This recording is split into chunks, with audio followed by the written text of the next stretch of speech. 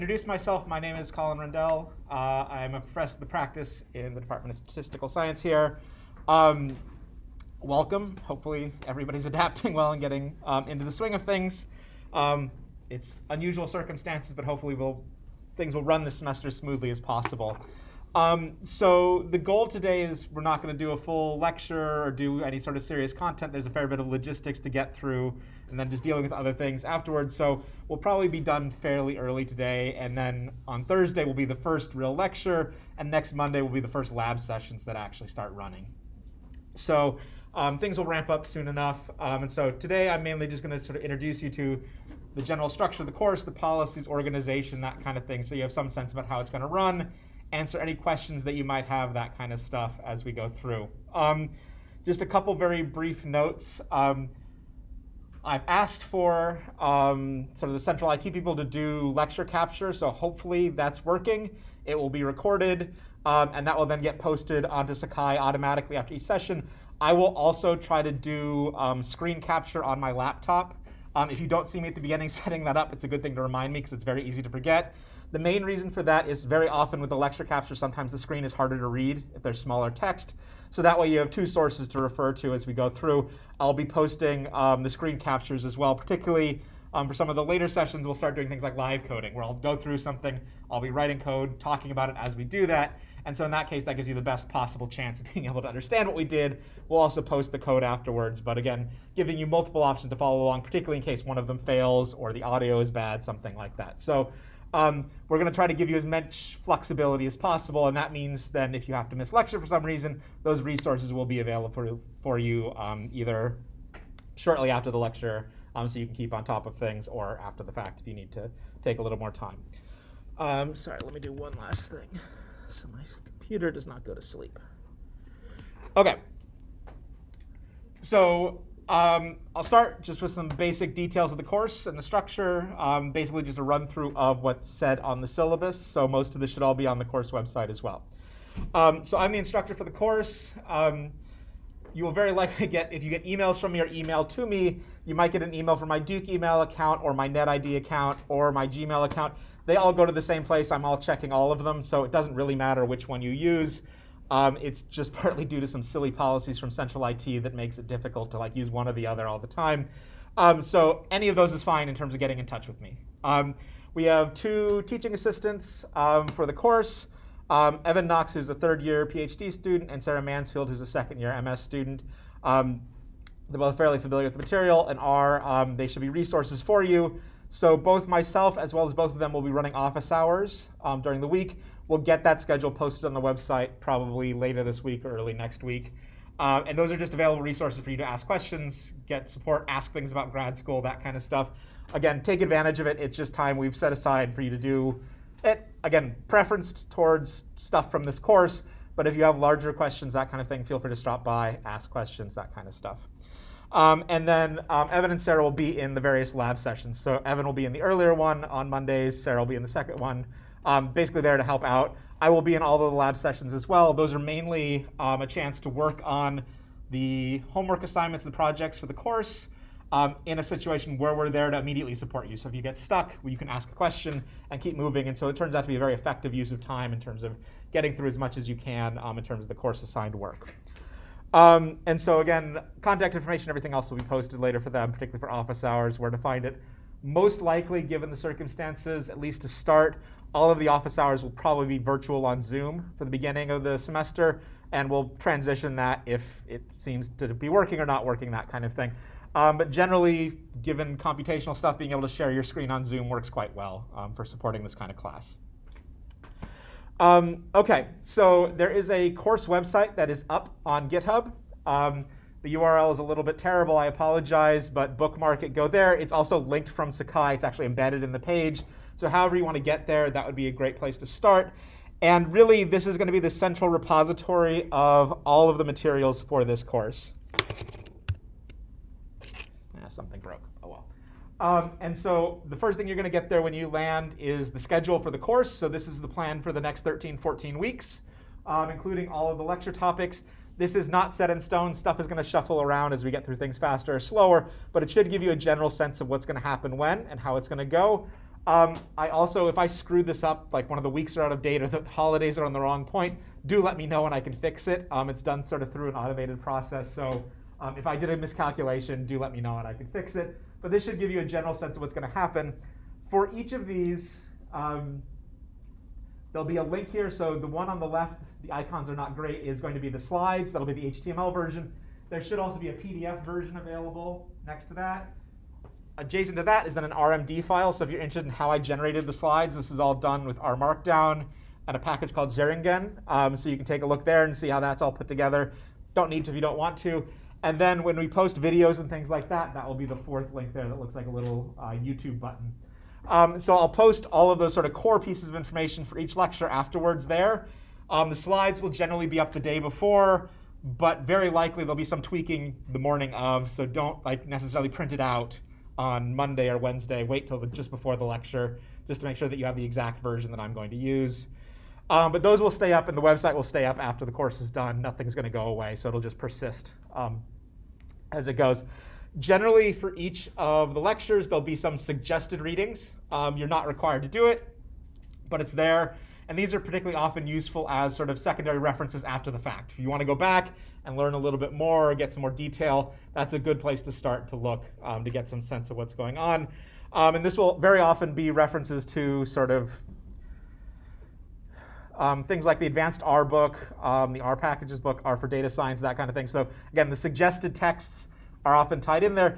The nice thing with all the suggested texts is there are physical copies if you're into that, but they also have online versions, so you don't need to buy a copy. You can just browse it at your heart's content, which is also great for doing things like finding and searching for particular terms, and looking things up. Okay, so all of the content will be here. All of the course policies and the basic syllabus is also down here below in terms of talking about stuff. So pretty much anything you need to know about the course should be on this page. We will use Sakai a little bit, but not really to post or host any content other than things like the grade book. So protected information like that will go there. Lecture capture will go there, but everything else is basically just going to link back to this main GitHub page. And this will be updated as we go through the semester, so bi-weekly at the very least. The other thing I'll mention is as homework assignments and other things kind of become due, notes will go up over here that'll say like homework 1 out, homework 1 due, something like that, so on and so forth. So again, it'll give you some sense of what are the impending due dates, what's coming out, that kind of thing. And again, as we get things a little bit more stabilized after the first couple weeks, there'll be a fairly regular cadence to when these things are out and coming back. So it shouldn't be too surprising. Okay. Timetable, schedule. We're in here on Tuesdays and Thursdays for the lectures, and then Mondays in the Reuben Cook building and Old Chem 101 for the 2 labs. The only thing I'll say is I think I probably have a slide to this effect. Is for the labs, you need to go to the one that you're enrolled in. Particularly the later one, the lab 2, is completely at capacity. We don't have room for any more people. So if you want to go to a different lab section, you need to change your enrollment. You can't just sort of decide which one you want to go to. Lectures, I think I mentioned all of this stuff. So the lecture captures will be posted to Sakai because it's done as an automated system. The screencasts will be posted on YouTube. They're going to be unlisted videos, but they'll be linked from the main web page so you can get to it. There's no passwords or anything else blocking that. The lectures generally will be sort of part traditional lecture. I'm just going to talk at you for a little while. We'll do a fair number of sort of live coding code demos because very often for some of this stuff it's just easier to show you something, talk through the process of solving a problem, that kind of thing. And we'll try to break things up so you're not just sitting here for an hour with me talking at you with doing little sort of short exercises where we'll say, okay, here's a problem, work on it for 5 minutes. We'll come back, discuss the solutions, I'll show something, and then we'll move on to the next thing. So the goal is to keep it as active as possible, but a big part of this is just me imparting information to you as much as possible. And I will say the lectures are useful to give you context, but the vast majority of learning is just going to be by doing. So here are the homework assignments. Working on actual problems, solving stuff is where you're going to learn most of the stuff. And a big part of this is also learning to program is about learning how to learn. If I don't know how to do something, how do I figure it out? How do I break the problem down to smaller parts? And so that's very much what we're going to build up to. We'll talk about the tools and give you the context, but a lot of it is going to be about learning how to tackle new problems when you don't necessarily know what the answer is to begin with. Labs, attendance is expected. So the lectures, we're not taking attendance. Everything's posted online. I would encourage you to come. You'll get more out of it, but it's up to you. The labs, as I said, are mostly an opportunity to work on the projects and the assignments. Most of those are team-based, so you're going to be working in 3 or 4 people together. And so the idea of the labs is you come together as a team. We all know that you have that time free, so it's a good time to work on it together. So that's what we want you to do. So we expect you to attend those labs. Again, this semester particularly is a little bit exceptional, so if you're sick, you should not be coming to the lab. But we're going to try to make things as flexible as possible to support things. But the big thing here is just about communication. So if you can't make it to a lab, let your teammates know, let me know. That's totally fine. We're going to try to be flexible. What's really hard is if we have to like chase you down after the fact of like you didn't do anything on this project, why? That kind of thing. I said you have to attend the one you're enrolled in. Again, we just have a space constraint. The rooms we're in are not very big. And we're somewhat limited, like particularly about working together on something so you can move around and see each other's screen, that kind of stuff. And again, the labs, from previous times we've taught this course, students very much value the labs because it's the most efficient way to spend your time to work on the assignment. So an hour in lab is going to be 2 or 3 hours of working on your own separately, that kind of thing. So you'll get much, much more done there. So it's a good use of your time to show up there, make use of that, ask questions, that kind of thing. So we want it to be valuable for you as well. Generally announcements, so hopefully for those of you who are already enrolled, you saw the announcement on Sunday saying that there were not labs this week, so you didn't show up to the room and nobody was there. Generally for announcements like that, we're going to be using Sakai. It's just the easiest way to notify everybody in the class. So that will both send you an email at the time saying there's something going on unless you've muted it, and then the announcements will then live in the Sakai tool. So if you go to announcements, you'll see everything that's gone out. So again, it's also a persistent record of the kind of things that we're sending to everybody as it goes. So pretty much anything that's a class-wide communication will be coming from that. So just check regularly. If you were expecting an email and you didn't get one, go to the website to check it. But again, basically just stay on top of it so you're aware of what's going on. Generally, the way the grading is going to work in this course is sort of 3 components. They're not equally weighted. So there will be sort of roughly bi-weekly homework assignments. Most of these, the vast majority of these will be team-based, so that 3 to 4 students working on it. There will be roughly 6 or 7 of those over the course of the semester. There will be 2 what I'm terming midterms. They're really the same as the homeworks in some sense, except they're a bit more summative, and you'll work on it individually. So it's basically you learn the stuff by working on a team on a couple of projects to build up to it, and then once you've done that, we ask you to do something that sort of brings it all together as an individual assignment to show that you really did learn how to do all of this stuff. There will be 2 of those. They'll be roughly out around week 6 and week 13, something like that. So the homeworks, generally, you have 2 weeks to complete them. The midterms will be a week to complete it on your own. And again, it's not going to be sort of novel stuff. It's just summative of what you learned on the preceding homeworks, that kind of thing. And towards the end of the class, there'll also be sort of an open-ended project. It's really, really unconstrained. It's basically just saying, take something you learned in this class and run with it and do something interesting. For that one, you'll be able to form your own team, do whatever you want with it, and that could be collecting data, doing a data analysis, doing a modeling thing. It's really totally up to you in terms of what you want to do. I will talk more about it as we get closer. There'll be a proposal process where basically you say, these are the people I want to work with, and this is what I want to do. That's mainly just for me to give you feedback to say, that sounds great, or I don't think you're going to have enough time to do it. It's harder than you think it is. But it's not to say, like, no, you can't do this kind of thing. It's mainly just to give you some guidance in terms of what's feasible and what's a good use of your time as opposed to something where you spend 80 hours trying to get something done.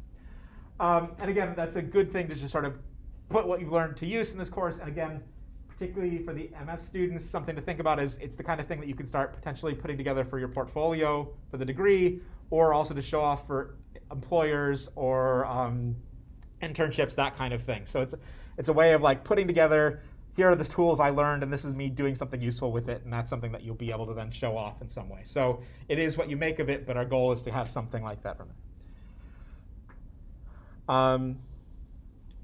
Okay. So in terms of the teamwork, the homeworks are roughly bi-weekly. They are generally open-ended assignments. So what that means is there's not one right answer I'm necessarily expecting, or at least there's not one path to get to the right answer, even if there is only one right answer. So it's, again, mainly there to be, here's some constraints, now try to solve a problem, and we're interested in seeing how you do that. And what we want you to do is come together as a group and figure out how to do that. And what that might mean is that 3 of you go and try to implement it yourself and come back together and pick the one that's the best, or take bits and pieces of the 3 different solutions and try to optimize it, that kind of thing. Or you sit down and you work on it all together and you just write it out once and choose that as the best option. It's really up to you in terms of how you do that. We will give you guidance on the individual assignments in terms of what we're actually looking for. But again, they're meant to be, you can do as much or as little with this as you want within the context of the actual assignment. Generally, I would say it's sort of expected to be, each of those homeworks is about 5 to 20 hours of work. But that's not for each person individually. That's sort of total of everybody together. Some of them might take longer if you have less experience programming or you've never seen R before. Some of them might take less time. It's really hard to say. It's up to you sort of in your own background. But again, it's not meant to sort of totally swamp you all the time so you have no time to do anything else or work on your other courses. Since these are team-based assignments, we are concerned about somebody not contributing. So we have a couple ways of assessing that. The main one is a peer evaluation. So basically, after you finish the assignment, we'll send out a quick survey saying, here are the other people who are on your team, rate how much they contributed to the final project. And we use that to assess sort of what's going on, whether somebody sort of didn't show up at all or showed up and never contributed, that kind of thing. Basically, we just do that so that we can reserve the right to penalize people who did not contribute to an assignment, penalize their mark, so that you're not getting the same mark as somebody who didn't do the work. Ultimately, though, all of this sort of is meant to wash out in terms of if you don't do the work on the earlier homework assignments, you're going to have a really rough time when it comes to the individual assignments during the midterms. So that's the goal. That's the carrot and the stick kind of thing. Generally, with that said, though, people in this class are going to have very heterogeneous backgrounds. So some of you have been programming for 10 years. Some of you have never done any programming before. That's totally fine. We do not expect any explicit background in programming, R, or anything else. Our goal is at the end to get everybody sort of closer to the same level. And so what that means is when you're working on one of these projects together, we're not expecting everybody to do sort of equal amounts of the coding or equal amounts of everything. It's about equal effort overall. So somebody who has less experience might not be writing as much of the code at the beginning because they're having trouble with it. So what they could do is spend more time on the documentation and the write-up. With that said, if you are not writing the code, you should be asking your teammates questions about the code. Why did you write it this way? How did you choose that solution? Why does this work? That kind of thing, so that you understand and that you're then prepared when the midterms come along. And similarly, if you're more experienced, it's a very useful thing to have somebody ask you, why did you do this? Being able to justify your choices, that kind of thing, is a really important skill, and to understand how you arrived at a solution, being able to explain it, that kind of thing, is a really nice thing to be able to do. So we'll evaluate this by a peer evaluation. Everything on this course is being done on GitHub in terms of turning in work and collecting work and all that kind of stuff. So we also have sort of secondary sources of information, like we can look at who made the number of commits for any given project, that kind of thing.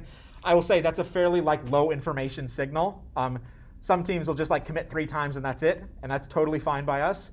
Some teams will commit 50 times, and everybody does it equally. But what we're mainly looking for in terms of evaluating contributions to it is if everybody on the team is happy with each other and gives each other reasonable marks for their contribution, then I don't care about the commits. If everybody's happy and it works, that's fine. If I get a peer evaluation that says John Doe didn't do any work, and then I go to the commits and I see that they had 1 versus all their teammates had 15, that says something about what's going on there, and it's, again, another source of information. So again, we're not going to use just the peer evaluations or just the commits to make these kinds of decisions, but it is something that we are going to look at just sort of holistically to get some sense of, we think there was a problem, we think a penalty is appropriate in this particular context. So again, I say this, I very rarely have to actually do it, but again, we just want there to be some mechanism to punish people who are not actively participating and contributing to their groups. The other thing I will say is these teams are randomly formed. Total randomness for each assignment. So it's partly a way for you to meet other people in the course, and it's also a way of avoiding people clumping up based on background or experience or anything else like that. So if your homework 1 team is terrible, don't worry. It will be done in 2 weeks, and you'll be on to another team and another team and another team. Or if your homework 1 team is great, sorry, you're going to be in a different team in the next one, so on and so forth. So I found that works reasonably well in terms of sort of mixing everybody up. It gives you a chance to meet people, particularly early on in this first semester. It's a nice thing to do. So that's the plan. With that said, though, then at the end, your final project, you get to pick the team for that. If you have trouble finding a team, we'll help place you. But again, at that point, you should know most people have gone through 6 teams with a fair proportion of the people in the rest of the course. Okay, collaboration policy, plagiarism policy, things like that. If it's a team-based assignment, then yes, clearly you can collaborate with each other. That's what we want you to do. So that's things like the homeworks and the projects. By all means, work within your group. Similarly, you're allowed to talk to other groups in the class about the homeworks. Really, the only thing we don't want you to do is like take your entire code base and give it to somebody else that they copy it wholesale. We don't want to do that.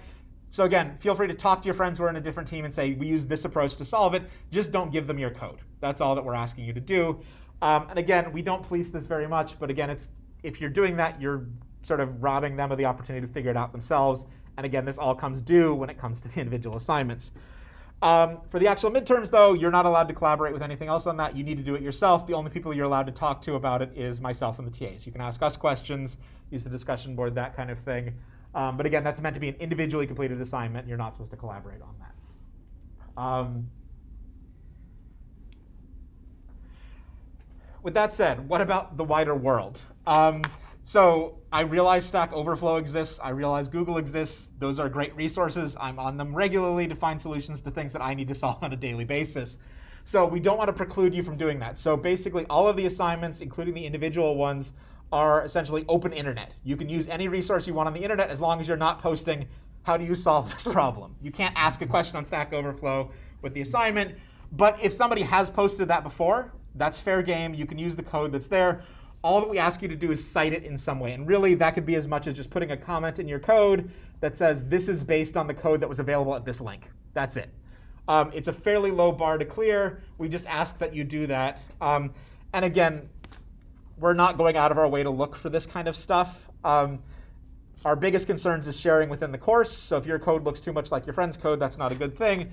But if you have something that's like light years more complicated than anything we've shown in our class, if you wrote that yourself, that's fine. But if you got it from somewhere else, or even if you got inspired from somewhere else, just cite where you got it from so we know and have some context. Again, I don't think this has actually ever genuinely come up as like a plagiarism problem with this course, but we want to set at least some parameters so you're aware of what we're looking for, what we care about, that kind of thing. So again, recycling code, getting inspiration from other places is totally okay. It's totally part of the learning process for doing this kind of thing.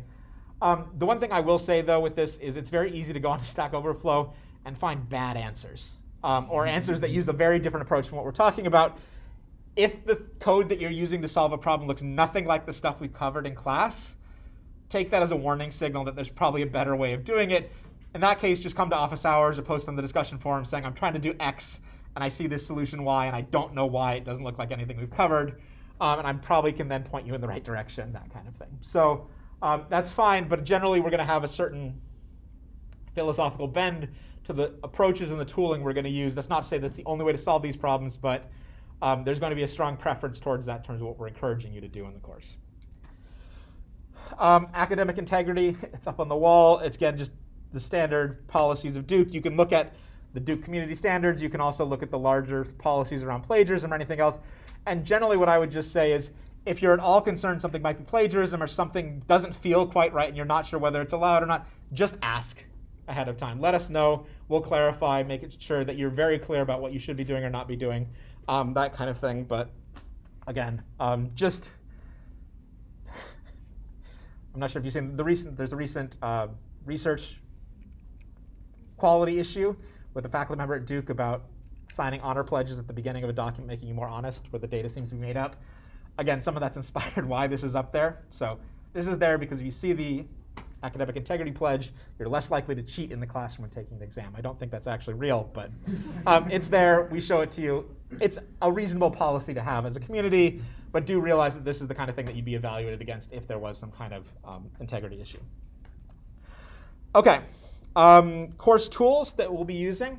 So previously we'd use a tool called Piazza for doing course discussions, and mainly that's just a way of moving things off of email. I already get too many emails. I'm already bad enough about responding to emails. So Piazza became a centralized place to ask questions, answer them, and have some sort of feedback. It also parallelizes things because it's not just me, it's also the TAs who can answer things. Duke is not using that anymore, so what we're going to try using is GitHub discussions. So if you've used GitHub before and you've seen issues, it's basically the same thing, but with a little bit more like question and answer kind of format that's built in. You won't be able to access this link yet because it's a part of a private repository that's in the course organization. I'll be sending out a survey later today that will get your information so that we can add you to that organization. Then you should be able to get access to it. And what I would just ask you is for any sort of day-to-day questions about the course, logistical things, due dates, how do I solve X, that kind of thing, try posting it there. We're going to try to use the tool. If it fails spectacularly, we'll pivot. But it seems like a reasonable sort of thing for this. If you see a question that a classmate asks and you know what the answer is, feel free to post it. It has a mechanism for sort of endorsing things, so myself and the TAs can go in and say, yes, this is a good answer. Use that kind of thing. So we'll try it out. We'll see how it goes. But again, that's going to be the centralized place for any kind of general question that you might have to ask. If you have any kind of personal questions, so extensions, illnesses, anything else, concerns about a teammate, that kind of thing, those are fine to send via email. It's more just anything that's sort of generally accessible that you wouldn't mind the rest of the class seeing would go on the discussions. And again, worst case scenario, if you're not sure, send me an email and I can either tell you just go post that on discussions or answer it directly then. But again, the goal here is just to minimize the workload so that it's in one central place and then you can refer to previous answered questions, that kind of thing. Because very often, if there's an issue with one of the homeworks, you're all going to be asking the same question. I can answer it in one place, and then everybody can see the answer, and I don't have to bunch a bunch of emails. RStudio, so the course is 90+% about R. So we'll be using the RStudio environment to do that. I highly recommend that you use the departmental server instance for this. So if you went through the boot camp, you've already seen this. But rstudio.stat.duke.edu and :8787 to access it. The login and password are just your normal NetID and password to get access. You do need to be on the VPN if you're off campus or just on Duke Blue or the secure Wi-Fi, and you should be able to access it. But if you're having a problem or it doesn't come up, just make sure that you're on a Duke network before trying to access it. The main reason we do this is so that there is consistency in hardware and software for everybody in the course. The first time I taught this course, we had everybody install stuff on their laptops, and what that meant was we had 40 different versions of R, 40 different versions of packages. It's an absolute nightmare for me personally to try to manage that and try to support all of the various things that might happen on your own personal laptop. In this case, we know that all of the packages that you need are there. They're all of the same version. R is the same version, everything else like that. So we strongly encourage you to use that for this course, for your other courses. If there are problems with it, if things are slow or you can't get access to your account, reach out to me right away and we can help troubleshoot. This is going through some changes and modifications and evolutions currently, but hopefully it should be a reliable resource that you can use for this course throughout the entire semester and then going forward into your other courses in future semesters. And so by all means, if you want to install all R on your local laptop and try to support it there, that's fine. I will just say I don't want to support all 50 of you at the same time doing that. I'm happy to answer questions during office hours or try to help out if you're trying to figure something out. But I just reserve the right to say I can't support that right now. Go use the server as we go through things.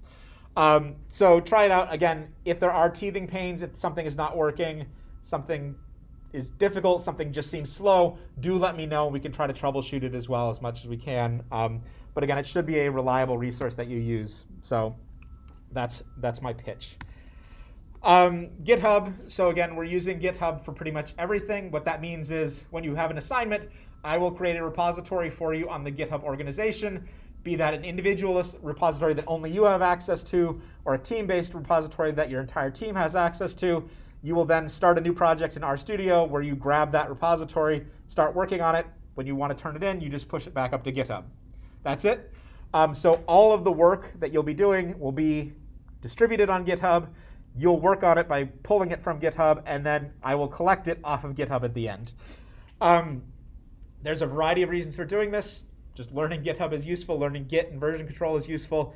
But this also makes a lot of the logistics of the course much easier. And another useful thing is what we're going to do for your assignments is turn on continuous integration tools. So what those are automatic feedback tools that tell you if there's a problem with your work before you turn it in. So basic checks around reproducibility, basic checks around using allowed files or naming conventions, that kind of thing. So it's a way of basically saying this is a necessary but not sufficient condition for your homework to be completed correctly. So we'll give you basic feedback around that kind of stuff. And again, all of that's done within the GitHub ecosystem just to make life easier as opposed to like uploading things to Sakai and that kind of stuff. In terms of the organization, your membership in the organization is not publicly available, so it's not disclosed to anybody else outside of the course. Similarly, all of your work that will be done there is done in private repositories, so only the people who have access to that repository will ever be able to see it for right now. If after the fact, at the end of the course, say your project, you want to bring it onto your personal GitHub page, you'll be allowed to do that as long as everybody in the group agrees. Or any of your other work, I'm happy to let you bring it out. But right now it's locked down where you cannot do that, at least not directly through GitHub. So again, all of that information is kept private, and that keeps us in compliance with things like FERPA, that kind of thing. So as I said before, we're going to distribute a survey later today that asks you for your GitHub account name. Once I have those, probably before lecture on Thursday, I'll do a batch of invitations. So you'll be invited to the organization. Very likely what that means is you will get an email from GitHub saying you've been invited to join the organization, Stat 523-FA21. Just accept that, and that's all you need to do at this stage. When you do that, you should see some repositories in there. You'll see the discussion one, but you won't need to do anything else beyond that at this point. If you're in the boot camp, I had this slide there as well, but just some advice for setting up your GitHub account. Select a username, particularly a name that is accessible. So when I look at it, I know who you are, or I can map between who you are and your GitHub username. So NetIDs are convenient for computers. They're not convenient for people. So I have a very hard time matching between a NetID and who each person is.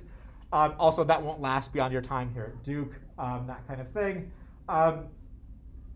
Reusing from other contexts, so if you do stuff on Twitter, having the same username as you have on Twitter makes it easy for people to find you from one place to the other, that kind of thing. And again, a very important one, pick a username that you're comfortable revealing to your future boss. So don't pick inappropriate things. That goes for the course as well. Generally not a problem, but just think about it, things that are not like last through time. They're not about you personally right now, but something that you'll be happy with in 5 years or 10 years. So general advice, but it's up to you in terms of what you want to pick. And again, if for some reason you have an existing GitHub user account that you do not want associated with this class, that's totally fine. Just create another one and use that for the gist of this course. It's up to you just to keep those straight and maintain them so that you're not sort of mixing and matching, but that should be fine. So before the next lecture, the things to do are, if you do not already have a GitHub account, go out and create one. You'll complete the course survey. So again, doing this as quickly as possible is useful just because it saves me having to do multiple batches of inviting people. Inevitably, some of you will have typos in your GitHub usernames, and so chasing it down takes a while. So the quicker we can get through this, the better. The survey will take you less than 5 minutes this evening. So as soon as you get the email, if you can just sit down and do it, that would be great. We'll be sending out periodic reminders if you don't fill it out. But until you do that, we cannot get you into the organization. You cannot get the assignments. You cannot get anything else. And the goal is to release like a homework 0, like an introductory one, by the end of this week. So hopefully I can get as many of you on board as possible before then. Make sure that you can log into the RStudio server. If there's any difficulty with that, let me know so we can troubleshoot. But again, it should be working for most everybody. We ironed out some of the kinks that came up during the boot camp period as we went through. One other thing that I'll bring up really quickly that might be worthwhile is GitHub has this education page. So education.github.com. Because you have an duke.edu email address, you'll be able to sign up for this. There's a bunch of benefits and other things that they give you access to from this.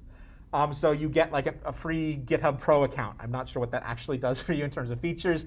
That kind of thing. But it's a very easy thing to sign up for. So sign in with your GitHub account once it's created.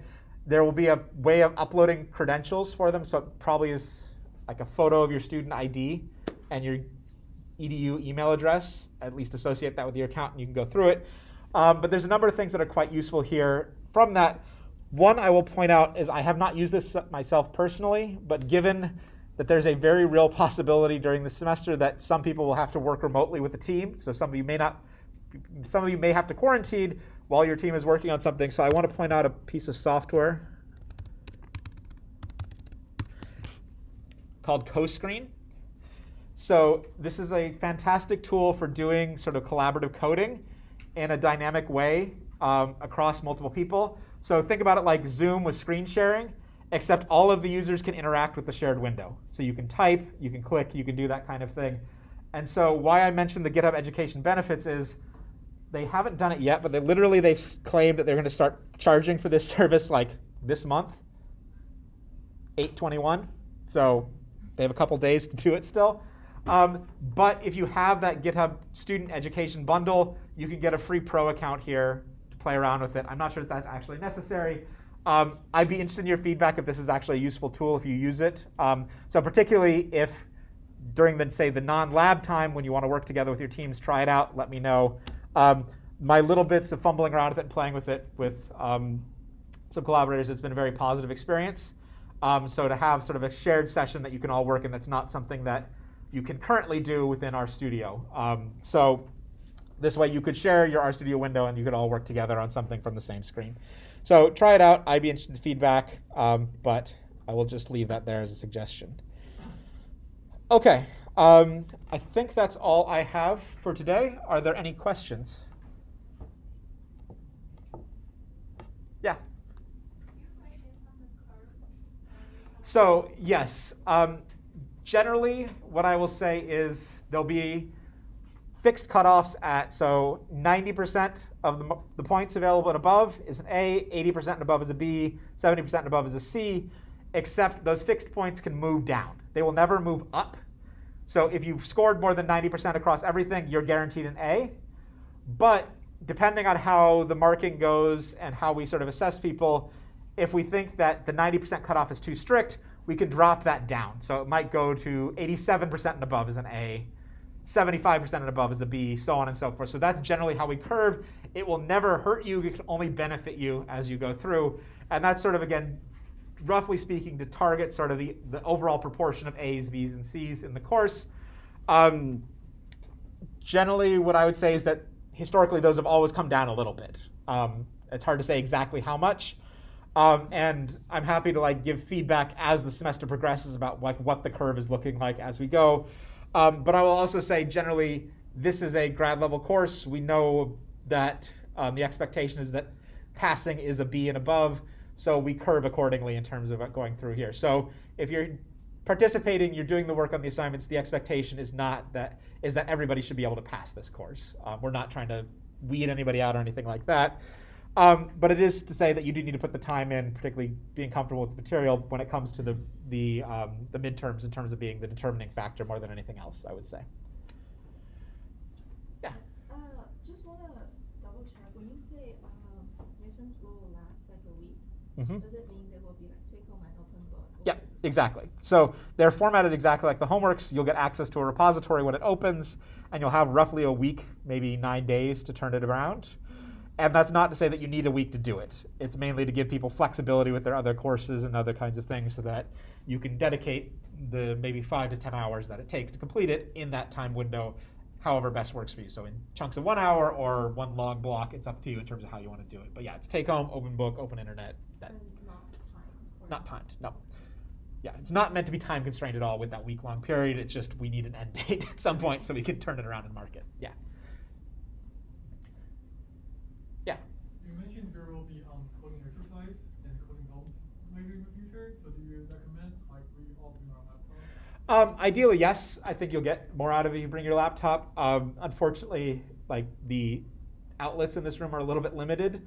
That's most of the rooms at Duke, unfortunately. So charge it ahead of time, bring it. If you can't for some reason, it's not the end of the world. I would normally say just share with your neighbor. I'm not sure I want to encourage that under the current circumstances.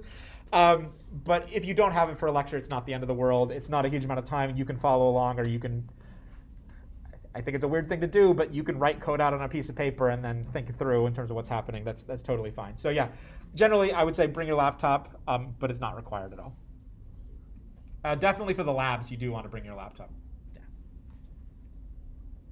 Yeah. And if for some reason your laptop's broken or inaccessible, I believe the link in the library, and unless there's some weird COVID thing, they used to lend out laptops, so you could borrow one for a period of time.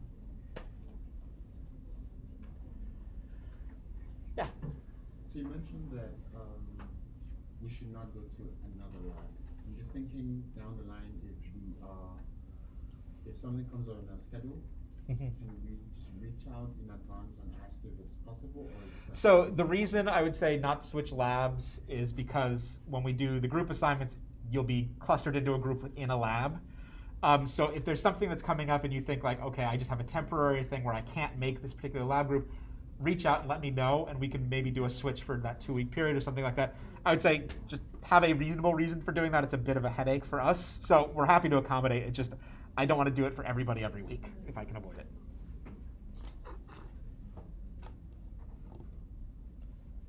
Any other questions? Okay, so the last thing I'll say is if you are not currently enrolled in the class and you want to take it, hang out for a few minutes as everybody else heads out. I'll just say a couple words to you about how that's going to work. But otherwise, I will see you all on Thursday.